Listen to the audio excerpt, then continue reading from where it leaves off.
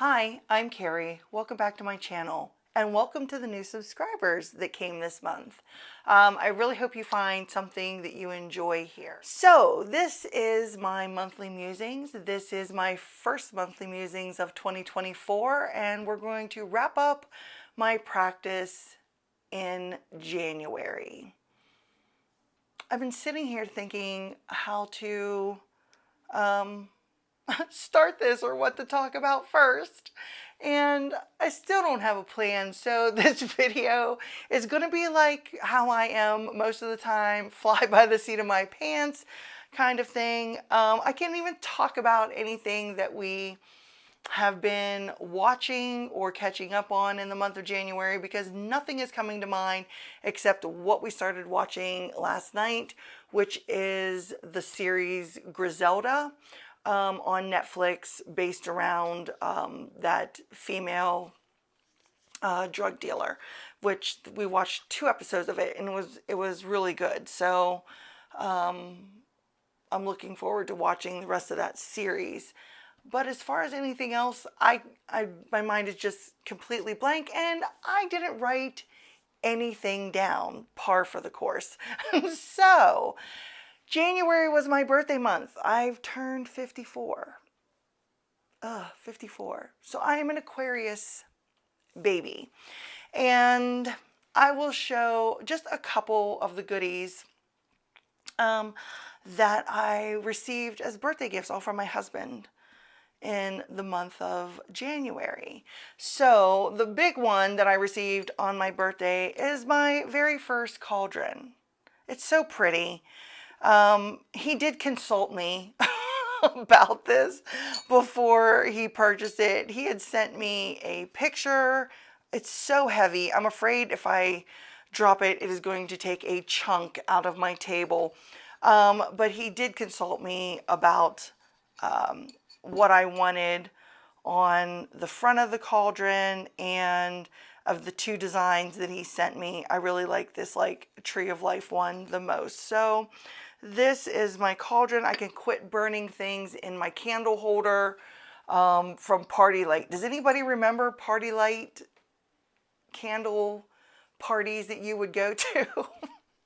That's what I used to burn all my stuff in. And he's always afraid that the glass is going to crack in it. So I have that now.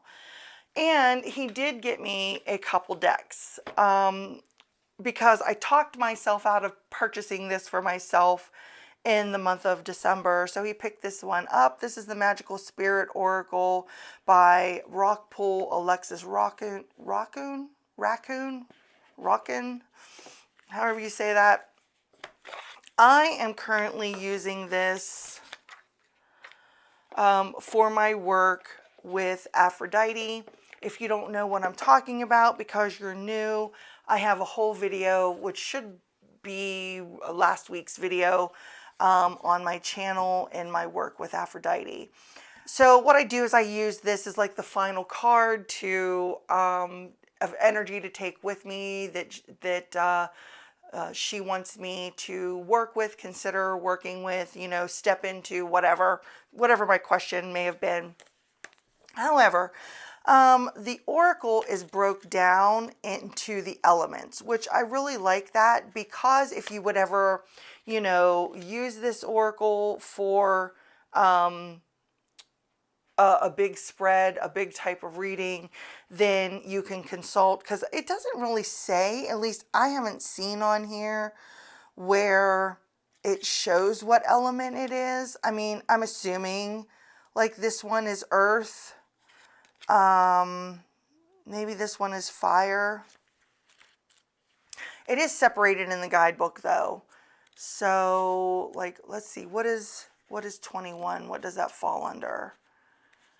That actually falls under here. This is not fire. What is this? It falls under the earth card. So yeah, that's the only thing I have to say is there's not like a little marking on here somewhere to tell you what element it is. So you only know by going into the guidebook itself. I really do like the artwork. I like the vintage style coloring of it. That's, you know, my aesthetic and everything, which I have said before. But yeah, I just wish the elements were more noticeable or marked on here. So like I said, if I did a big reading, I could compare the elements to one another. But I do like it. Now, I will say I haven't done a large reading with it yet because, like I said, I am just using it for my Aphrodite work. So, and for right now, that's, you know, works for me pretty well. But it is a very nice oracle deck. The other oracle deck that was got for me is the Tea Leaf Fortune cards, 200 round cards, and a 98-page guidebook. I'd never seen these before, believe it or not. But I don't watch a lot of, like, I don't do TikTok or anything, and someone said this is real popular there. So you get this large bag in here that you could put the cards in and mix them all up, because it is very cumbersome to try to shuffle this large amount of cards up and have a couple drinks in you and try to shuffle these cards, and it's even more difficult. And how would I know that? Well, my friend came up to have some wine the weekend after my birthday, and I was like, let's get out the tea leaf reading cards and play around with them. And they really are they're a little bit on the thin side. So yeah, have, like I said, a few drinks in you and try to shuffle this massive amount of cards. Was a little on the difficult side, and I kept trying to bend the cards when I was shuffling them. But anyway, let's put these down so you can see what they are. I did not include these ones. There are the astral house and then the months of the year, and that's all these are. You can use these as to divine what month it is or what something's going to happen. And then these are like career, love, marriage, happiness, success, and wealth. And there is an explanation in the book about using those. The book's nice. It talks about actually reading tea leaves. So, you know, I don't do that, but that is in here in case that interests you. And then it shows about the month cards, and it talks about the, what are these called? The astral house of cards and sample readings. And then you get into the meanings of the cards. But I was playing around with these for myself, and they were so accurate. It was so funny. And I just pulled one card per day of the upcoming week. Wow, were they spot on, scarily accurate of, you know, what happened in that day. And what was funny was when I was jotting them down in my journal. So, like the one day was Fox. It was Fox, which could represent a shrewd business deal. And I'm like, where is this going to come from? But what ended up happening, that was the night that I was, like I said, having some wine and playing with these cards. But before that, we were talking about my reading business and everything. And it was funny because I swore that shrewd business thing was never going to come up. And she actually gave me some business advice. I was like, oh, wait, hold up, wait a minute. And I had to get my journal out and look that up because I couldn't remember if that card was on that evening or not. And I just started laughing, and I told her all about it. Then that's when we got these out and started playing around with them. And yeah, so they are really to the point, accurate, and I'm really liking them. So does anybody have these? Have you used them? How have they worked for you? Did you feel, you know, that they were accurate? Do you shuffle them? Do you use that bag? Let me know. Let me know. Share with me in the comments below what you do with these if you have them. Let's talk briefly about my card of the year and what came into play for this month. Believe it or not, I really worked hard in my simplify energy, which is my word of the year. So I didn't push anything. I didn't push myself to make too many changes this month or anything like that. So I was really more in like a Four of Swords energy, not so much Four of Cups. I mean, a little bit. I was not in the Four of Wands energy at all. It was kind of Four of Swords, Four of Pentacles, and a little bit of the Emperor and a little bit of the Death. It was a very slow start for me the month of January, and I was okay with that because I just kind of took my time easing into my practice. And I'm going to talk about the cards and the decks that I used and everything. And if you watched my end of the year, beginning of the year videos, you'll see that I talked about Omen days. And that really was significant for me in the month of January, taking what I saw in nature and turning it into a prediction. So, for example, like on December 26th, it was cloudy, gray, rainy. I was extremely tired that day. And I felt like everything was moving in slow motion. I felt I had to really push myself to get anything done that day. I saw 2 cardinals, which I took as my signs from Spirit.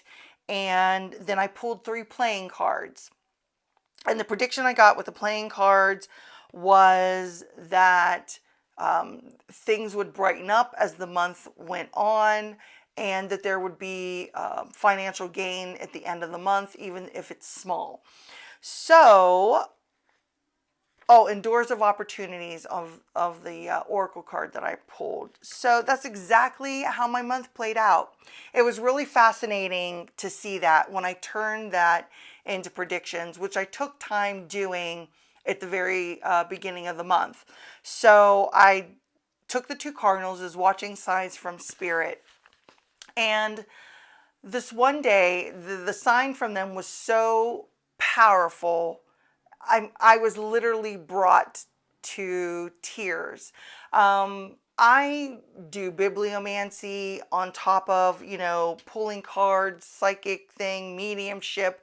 I kind of divine in a bunch of different ways. And I like to have conversations with Spirit in that when I am in my car, and especially if I have to drive any distance. And I happen to have to go about 35 minutes away, and it's all highway driving to return something to a store. So I took time to tap in and really connect to my divine team of beings. And I had some heavy things on my mind, just started talking to them. And I like to divine the messages through the radio, and sometimes stuff comes through and it connects, and other times it's just like, okay, and I brush it off. But everything, I asked a question, and the very first line of the next song was, it was like, actually, I felt like somebody was talking to me. And I know this may not be up everybody's alley as far as, believing in that kind of thing, but I was like, okay, so now if this is your answer, then what about? And followed it through with another question as that song was coming to an end. And the very next song that came on represented something that I had asked about. And it was freakish how it was happening. And it was just so powerful, like I said, that it brought me to tears that day. And I was like, okay, I get it. And I came home and I journaled about that immediately. And I don't take anything like that for granted. I mean, I'm pretty tapped in on a regular basis all the time. But I know on the months where I have an excessive amount of readings that I have to complete or are on my calendar to do, I am like at an extra level of tapped into spirit those months. And I just feel really blessed when certain messages come through at just the time, that I need them. So that was a long roundabout ramble there. But anyway, so yeah, the Omen Days was really interesting how that's played out for me. I did have to really watch my energy this month. I had to kind of push myself into getting motivated to get started with anything. Because if you remember, I had said in those other videos that I was going to really take it slow, take my time, ease into my practice, and, figure out what I wanted to do. So I did use the Starseeker Oracle this month, or Oracle and Tarot. I used both of them. I really enjoyed my work with these two decks. And I didn't back the Starseeker Oracle when it was on Kickstarter. And I was just like, had fingers crossed that she was going to put it up in her shop or whatever. And thank God I got my hands on this, because I really, really, really enjoyed this deck more than anything. It has sections. There are the 12, I believe, 12 guides. There are your regular, I think she calls them journey cards. Then there are a couple mantra, I guess, cards. And then there are these ones. What are these called? Are they called the keys or something along? Maybe that's not right. They're called something. And there's only a few of these. So I have everything mixed together except for the guide cards, for the way that I was working with this deck. And I will just flip through a few of these cards quickly.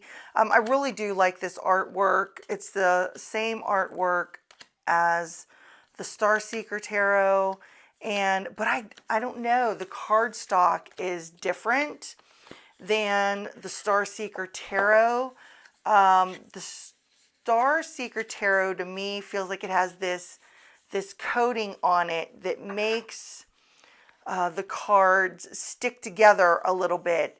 And this one doesn't have that coating, but it's very nice cardstock either way.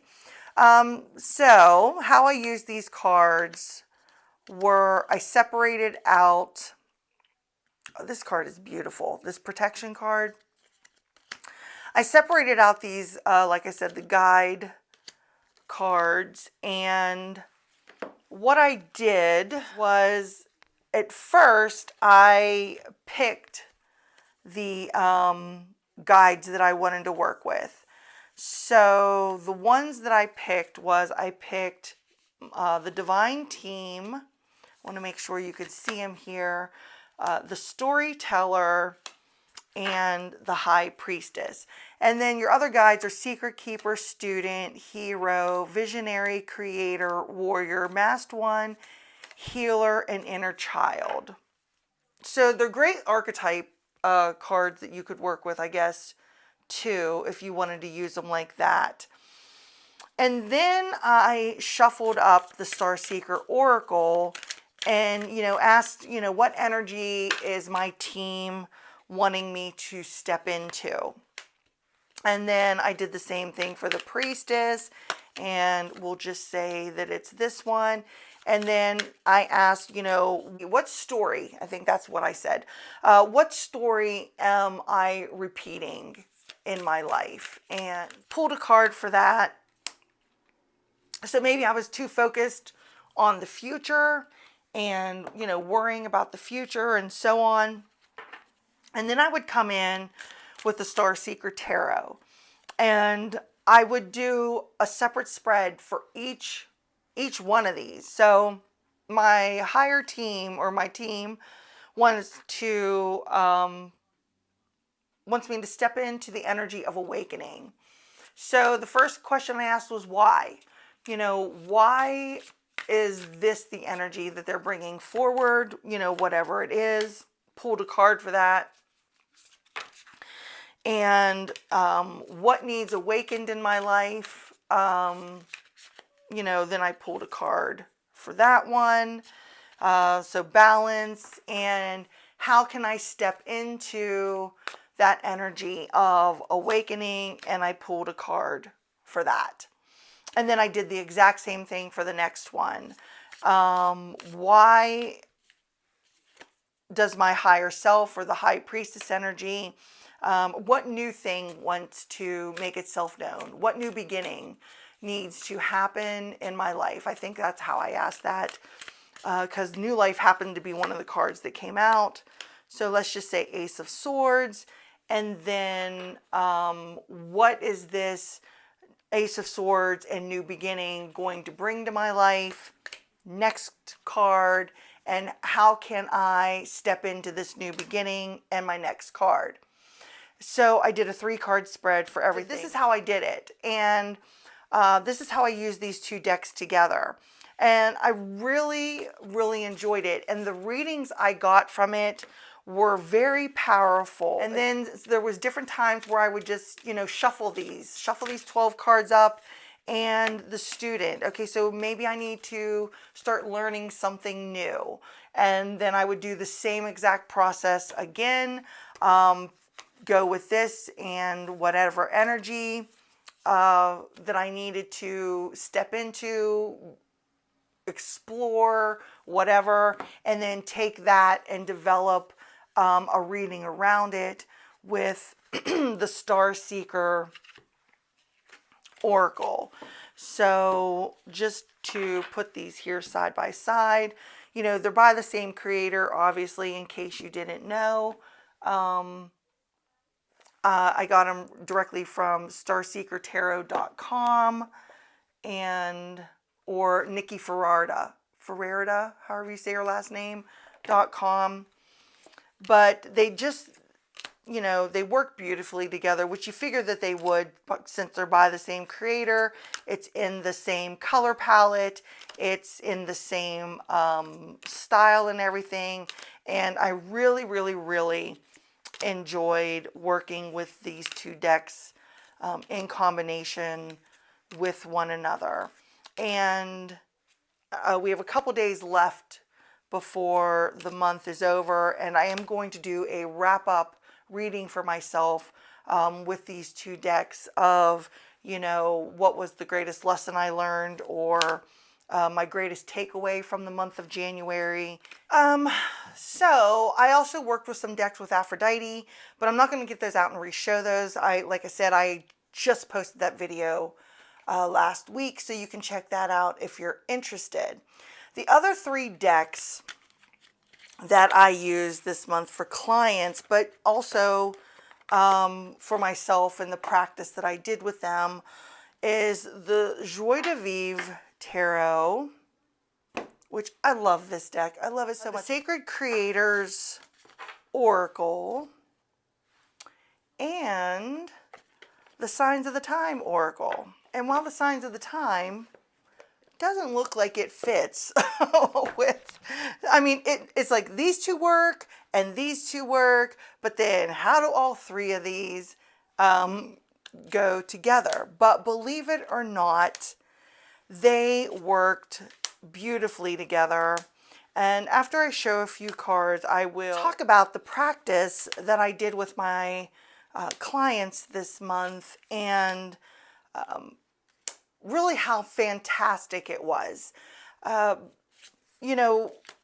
talked about my word of the year, and I talked about how I felt that it was important to really integrate that word of the year, if that's what you do, into your practice in some way. And I talked about really working with your word and not just putting it in a corner somewhere and letting it collect dust. And like I said, these, I mean, if you really look, the colors go well together. You wouldn't think to pair these three together, but they really go beautifully. So what I did with clients is at the beginning of the week, I would pull a Sacred Creators Oracle card. And so the one week it was Creator Earth. So what I talked about with them is how does this energy, this grounded, being stable, wrapped up in security, this earthly energy, how can you adopt that to the word of the year that you picked? Because in the month of December, in my private group, they picked their word of the year and talked about how it was going to fit into their life. I talked to them about making a vision board around their word of the year and everything. And so, you know, that's what they did. And so, like I said, this was the card that came up, Creator Earth. So we talked about taking our word, so simplify. How is that word going to keep me grounded?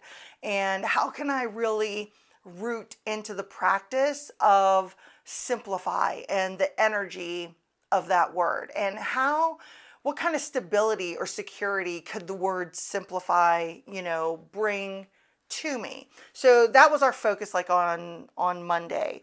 And then on Wednesday, I would pull a card from the Signs of the Times Oracle. And so this is actually how it went the one week. And so the card was power lines and energy. And so what kind of energy, like this was the very first reading of the month. So what kind of energy were you going to put into your word? And you know, mixing that in with that energy of grounding and infusing new energy into it, and what kind of energy was going to bring to your life that week and things of that nature. But with the Signs of the Time, I also had them like take the card literally also. So, you know, does somebody talk about an energy grid to you? Does it, do the symbols of power lines come up in an odd place? You know, real literal things. And then see where you're at in that moment and see what's happening. And is it anywhere related to this grounding energy? Is it anywhere related to your word of the year and so on? And then at the end of the month, I would use the Joi de Vivre and the Sacred Creator Oracle. And I would do a wrap up of what this energy really taught us about the being grounded into this practice and so on. So the two cards that came out were like Seven of Wands and the High Priestess. And so how I interpreted that for them is sometimes when you are too bogged down in the mundane part of life, that you are really unable to hear and focus on that inner voice and to understand it and to recognize signs and to maybe notice how other people's energies are affecting you and affecting, you know, changes that you're trying to create in your life and so on and so forth.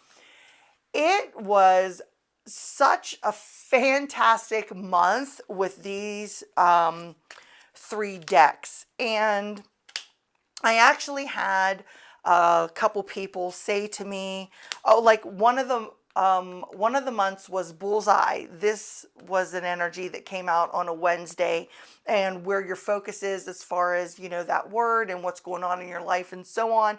And people actually literally saw bull's eyes that day, or, you know, that week. Another card that came out was the Anchor card, and I had several people reach out to me and say, you won't believe this, but the other day this anchor, this coworker came in and they had an anchor on their shirt, and you know, it was neat to have them, you know, watch for certain signs and how it presented that to them. And so I did really enjoy using these